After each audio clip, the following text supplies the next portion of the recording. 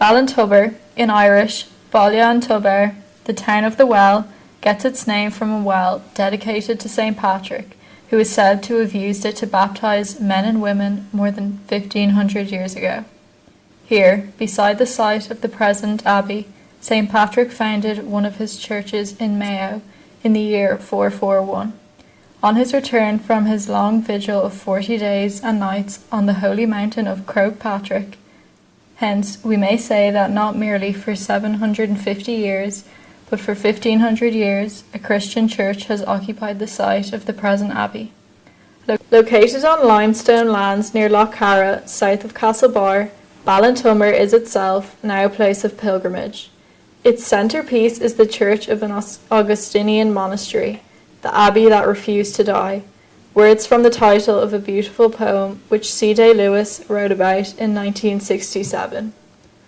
This appellation, the Abbey refused to die, refers not so much to structure and stonework as to the living faith of the people and community who have sustained its heart and soul even to the present day. The Abbey was founded by Cathal O'Connor, King of Connaught, in 1216, and dedicated to the Holy Trinity. Apart from a fire in 1265, history is comparatively silent about life in the medieval community. In 1542, its last abbot, Walter McEvely, was forced to submit to the orders of King Henry VIII to close down the monastery, but the monks somehow managed to stay on in occupation until Queen Elizabeth I finally took possession of it in 1585. Despoiled by the Cromwellians, the roofless abbey continued as a centre for mass devotion throughout the penal days of the 18th century.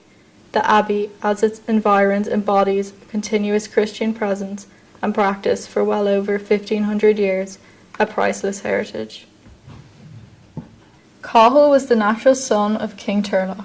Before he ascended the throne of his fathers, he was in flight from the vengeance of Turlough's queen. According to one legend, the monasteries were the only place where he and his mother could get sanctuary during their exile. Local folklore tells us that during this period, he had been working in Ballintubber for a man named Sheridan, who treated him with the greatest of kindness. Leaving Ballintubber, Cathal vowed that he would never forget the kindness shown him there. Years afterwards, when Cathal ascended the throne of his fathers, he paid a visit to his old friend. The king asked him if there were any favours he could do in return for the kindness shown to him in the days of exile. Sheridan told him that he was now old, and that he wanted for little in this world, but if the king would restore their old church, which was collapsing, he would be eternally grateful. Cathal promised that instead of repairing the old church, he would build a new one. The years went by,